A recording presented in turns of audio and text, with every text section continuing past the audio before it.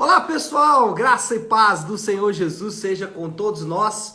Hoje é quarta-feira, dia 9 de agosto de 2023. Seja muito bem-vindo ao nosso devocional de hoje. Na verdade, ao nosso imersão bíblica. O que é a imersão bíblica?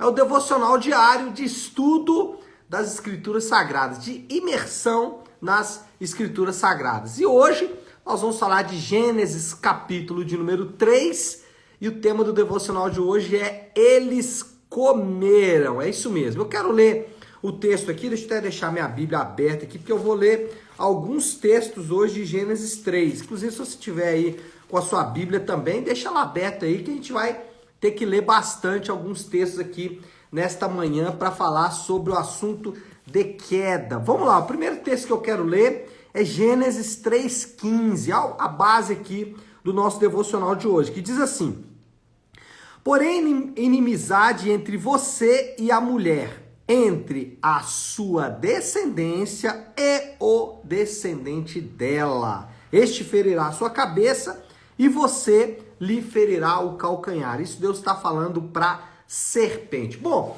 o capítulo 3 de Gênesis narra o evento mais triste de toda a humanidade. Nada se compara ao que aconteceu aqui em Gênesis capítulo 3. Nenhuma pandemia, nenhum desastre, nenhuma doença, nada se compara com o que aconteceu aqui em Gênesis 3. E nada se compara, primeiro, por causa das suas repercussões negativas.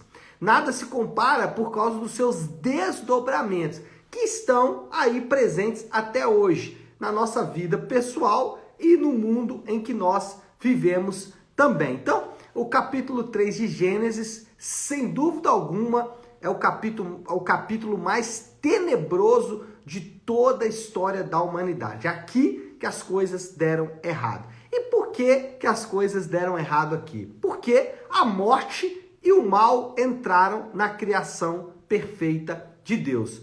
A completa e a absoluta separação. É isso que morte significa. Talvez o versículo que mais represente essa morte é o versículo 21 do capítulo 3, que diz assim: o Senhor Deus fez roupas de pele e com elas vestiu Adão e sua mulher. A morte ela está espalhada aqui em todo o capítulo 3 de Gênesis, mas esse versículo em especial, ele é o exemplo clássico desta morte. Por quê? Lembra que Adão e Eva estavam lá nus, estavam nus e sentiram ou viram a sua nudez e cozeram folhas de figueira, mas essas folhas de figueira não foram suficientes para cobrir a nudez deles. Então o que Deus faz aqui? Os cobre com peles de animais. Agora, que animais são esses? São os animais que morreram. Tem alguns irmãos que dizem assim: ah não, Deus disse que certamente morreriam, mas eles não morreram, continuaram vivos. De certa forma, esses irmãos estão certos. Adão e Eva não morreram, como Deus havia dito que eles morreriam. Mas por que eles não morreram? Porque aqui a gente já vai ver o primeiro substituto. Aqueles animais, eles morreram. Houve morte física. Estou falando de morte em outros aspectos que também aconteceu aqui. Mas estou falando de morte física. Houve morte física naquele dia lá no jardim. Quem morreu? Os animais que cederam as suas peles, né? Deus não podia dizer: olha, me presta as suas peles aí para eu fazer aqui uma roupa para os homens. Não, eles tiveram que morrer e ceder a sua pele. Então, eles foram os primeiros a morrerem ali como substitutos. E aí já lançando uma sombra lá sobre a cruz, né? Já lançando ali um apontamento sobre a cruz. E quando a gente fala de morte, tem que lembrar o conceito de morte. Morte, para nós ocidentais, é fim, acabou. Mas para as escrituras, morte significa separação. E no caso aqui, essa separação ela foi em 3 níveis. Primeiro, separação espiritual ou separação de Deus. Então agora estamos distantes de Deus, ou somos inimigos de Deus. Também a separação, ela é psicológica ou emocional. Estamos separados de nós mesmos. estamos separados da nossa essência. E por último, essa separação ela também é física. Estamos separados dos outros, em guerra uns com os outros e também com a criação. Essa separação trouxe doenças. O que são doenças? Doenças são parasitas. Uma doença ela precisa de um corpo são para habitar. Então, doenças, desastres naturais, desastres ambientais, ecológicos e tudo mais. Que mais? Maldade humana.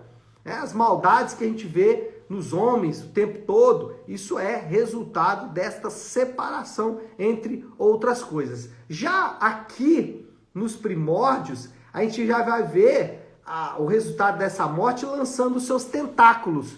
Duas grandes ideologias já surgiram aqui.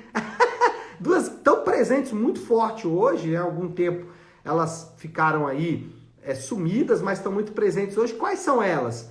Olha, só um exemplo, tá, de como existiu essa separação. Duas ideologias já presentes aqui no Éden, o machismo e o feminismo. Olha aí, versículo 16. A mulher, ele declarou, multiplicarei grandemente o seu sofrimento na gravidez. Com sofrimento, você dará à luz a filhos. O que é a resposta do feminismo? É a tentativa de desfazer isso aqui. É de dizer, olha, não tem mais sofrimento. Especialmente na gravidez, né? Qual é a ideia do feminismo? Não, preciso engravidar, não vou matar meu corpo, não vou destruir meu corpo, né? Então aqui já tem um proto-feminismo e também um proto-machismo, ó. Ainda no versículo 16. O seu desejo será para o seu marido e ele a dominará. Então isso aqui é só um exemplo, né? O homem exercendo domínio cruel sobre a mulher, domínio severo, físico, moral, sexual e assim por diante. Só um exemplo para mostrar como essas ideologias já lançavam seus tentáculos. Então, o que aconteceu ali? Morte, separação completa, separação de Deus, morte espiritual, separação de nós mesmos, morte psicológica, emocional e separação dos outros da criação, morte física. Mas a soberania de Deus não foi comprometida. Deus ele não foi surpreendido ou superado com os eventos da queda. Não foi. Lembra que eu disse lá na segunda-feira que todo o cristianismo, toda a fé cristã, ela tem um pilar, um fundamento que não pode ser rompido. Que pilar, que fundamento é esse? É exatamente o fundamento da soberania de Deus. E ela não foi rompida aqui na queda. Deus não foi superado. Olha aí o versículo 22 até o 24, só para você ver um exemplo de como Deus continua soberano. Então disse o Senhor Deus, agora o homem se tornou como um de nós, conhecendo o bem e o mal. Não se deve, pois, permitir que ele tome também do fruto da árvore da vida e o coma e viva para sempre. Por isso, o Senhor Deus o mandou embora do jardim do Éden para cultivar o solo do qual fora tirado. Depois de expulsar o homem, colocou a leste do jardim do Éden querubins e uma espada flamejante que se movia guardando o caminho para a árvore da vida. Então Deus não foi surpreendido pela queda, ele está no comando. Você vê que depois da queda, depois de tudo que aconteceu, quem que está dando as ordens aqui? Quem está acertando as coisas aqui? O próprio Deus. Agora, para entender isso, a gente vai ter que voltar um pouquinho antes da queda, né? Como que a queda entrou? Será que Deus permitiu, ordenou? Eu gosto de uma expressão do John Piper no livro Providência. Ele diz o seguinte, que Deus ordenou permitir a queda como parte dos seus propósitos eternos. Então, Deus, ele ordena e ordena a sua permissão. Ele ordena a sua permissão como parte dos seus propósitos eternos. Então, a queda estava dentro da ordem permitiva de Deus, né? Ele permitiu ordenar, ordenou permitir, uma ordem melhor aí, né? Ordenou permitir. Ele participa de tudo aqui, né? Então, Deus coloca o homem no jardim, Deus promete o descendente, Deus executa o juízo contra aqueles que haviam transgredido a lei de Deus, Deus retirou o homem do jardim e Deus guardou a árvore da vida. Percebe aqui uma coisa? Percebe que Deus continua no controle absoluto de tudo. E isso é muito significativo para mim e para você. Como no primeiro ponto eu disse que a morte, né, a queda é a morte, separação, e aí nós vemos o impacto disso na nossa própria vida, ainda hoje, mas também tem um impacto aqui que nós também não perdemos. Deus continua no controle de tudo. E essa deve ser a mensagem que nós devemos repetir para nós mesmos o tempo todo. Deus continua no controle de todas as coisas. Ele jamais perde o controle, ele jamais perde o controle e ele continua no controle. E o que foi a queda? A queda, irmão, é uma tentativa de golpe. O que é a queda? É a tentativa de tirar Deus do controle, de tirar Deus da soberania, de dizer, não foi Deus que fez isso, não. Né? Então, essa tentativa de golpe continua até hoje. Todas as vezes que nós tentamos diminuir a soberania de Deus, e aí até numa tentativa, eu entendo, uma tentativa de resgatar ou preservar Deus, né? Não, Deus, né? Não permitiu, não ordenou a queda. Toda vez que a gente faz isso, nós estamos tirando a soberania de Deus e fazendo o mesmo que Adão e Eva fez no paraíso. A queda foi uma tentativa de golpe e hoje continua sendo, continuamos tentando assumir o controle das coisas. Deus está no controle, ele é soberano. E a última coisa aqui, talvez a coisa mais linda, mais importante, mais preciosa que o capítulo 3 de Gênesis, a queda, nos mostra é que Deus, ele mesmo, porque está no controle, promete que ele mesmo vai fazer a reparação da transgressão cometida. Ele, o próprio Deus, que não pecou, que não cometeu erros, ele mesmo, o próprio Deus, prometeu que ele iria acertar ou reparar a transgressão cometida. Ele promete, Deus promete, um descendente da mulher que ferirá a cabeça da serpente. Vou voltar aqui no Gênesis 3,15, foi o texto que a gente começou o devocional. Porém, inimizade entre você e a mulher, entre a sua descendência e o descendente dela, este ferirá a sua cabeça e você lhe ferirá o calcanhar. Em meio ao caos, em meio a esse pano de fundo aí de caos, de maldade, desastre, queda, pecado e tudo mais, nesse pano de fundo negro surge uma luz brilhante. Que luz é essa? A promessa de um descendente. Todo o Antigo Testamento ele está baseado nessa promessa. Vou dar alguns exemplos. Já aqui, a seguir, nos próximos capítulos aí de Gênesis, você vai ver a mulher dizendo o seguinte, ó, com a ajuda de Deus, concebi um varão. Ou seja, quem que a mulher pensou ali? Chegou meu descendente, aquele que vai consertar tudo. Lembra de Abraão? Qual é a promessa de Deus para ele? Um descendente. Abraão, você vai ter um filho. Né? Que não era, obviamente, o Isaac, né? Que era o Senhor Jesus. Depois lá, no período monárquico, né, da monarquia, Deus promete um rei perfeito. Ou seja, essa promessa do descendente, ela está presente em todo o Antigo Testamento e a base do Antigo Testamento é essa promessa. A partir de agora, toda a história do Antigo Testamento é na esperança da chegada desse descendente. Quem é o descendente, meu povo? Jesus. Jesus é o cumprimento dessa promessa. Ele é o que feriu ou ferirá definitivamente a cabeça da serpente no final de todas as coisas, mas já fez isso na cruz e vai consumar isso quando finalizar todas as coisas. Mas o ponto é dizer que Jesus, ele é o cumprimento desta promessa. E por isso é importante você, está me assistindo nessa manhã, se apegar a Cristo. Você precisa arrepender-se dos seus pecados e você precisa voltar-se para Jesus o quanto antes. Aliás, antes que seja tarde demais. É urgente essa promessa, é urgente isso. Nada na sua vida vai caminhar, tudo vai continuar um caos se você continuar com essa tentativa de golpe.